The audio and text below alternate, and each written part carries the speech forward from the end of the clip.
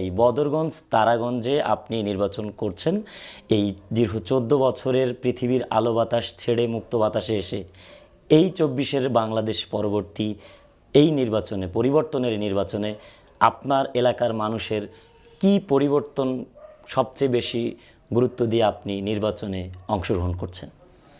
আলহামদুলিল্লাহ, একথা সত্য যে আমি 14 বছর জনগণ থেকে বিচ্ছিন্ন ছিলাম, একটা অন্ধকার জায়গায় বলা যায়, এবং সেখানে একটা দুর্বিষহ জীবনযাপন করতে হয়। বের হয়ে এসে আমি আগে যে কাজ করেছি তার চেয়ে আমি অনেকটা পরিবর্তন দেখেছি। মানুষের মধ্যে একটা পরিবর্তনের হাওয়া আমার কাছে মনে হয়। মানুষ এখন দেশটাকে পরিবর্তন করতে চায়। আমার দেশটা 1 নম্বর সমস্যা আমার দৃষ্টিতে দুর্নীতি।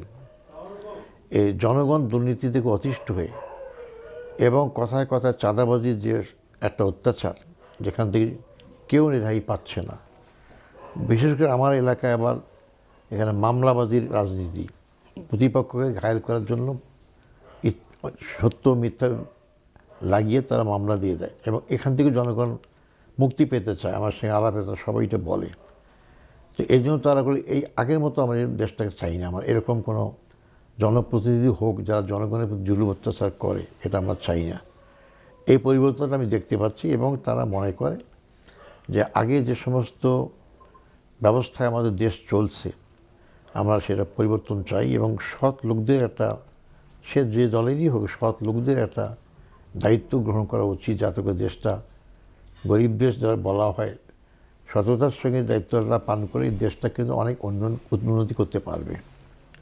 আমরা দেখেছি পত্রিকায় 15 বছর শাসনের অবসানের পর হাজার হাজার লক্ষ কোটি টাকা বিদেশে পাচার করা হয়েছে। শোনা যায় কানাডার মধ্যে একটা বেগম পাড়া করা হয়েছে, যারা তৎকালীন সরকারের এমপি মন্ত্রীরা তাদের বেগমরা বাড়ি করে আসেন। তো যদি 27,000 কোটি লক্ষ টাকা যদি বিদেশে পাচার হয়, দেশটা তো গরিব দেশ না। এই সম্পদটা জনগণের সম্পদ। তা মানুষ বলে যে এই সম্পদটা যদি সৎ লোকদের দ্বারা ব্যয় হতো, তাহলে দেশের থেকে পাচারও হতো না, এবং দেশের উন্নয়নমূলক কাজে ব্যবহৃত হতো।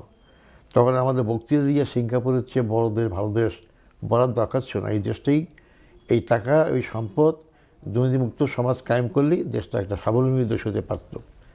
আজকে আমাদের দেশে বেকার সমস্যা সবচেয়ে বেশি। আজকে বলা হয় 30 কি 35 লক্ষ লোক বেকার, যারা মাস্টার ডিগ্রি পাস করার পর চাকরি পাচ্ছে না। আমরা যদি এটা দুর্নীতিমুক্ত রাষ্ট্র করতে পারতাম, তারা এই দেশেই আমাদের কর্মসংস্থানের ব্যবস্থার সাথে সাথে নিজেরাই তারা কিন্তু ব্যবসা ইত্যাদি করার মাধ্যমে জীবন ধারণ করতে পারত।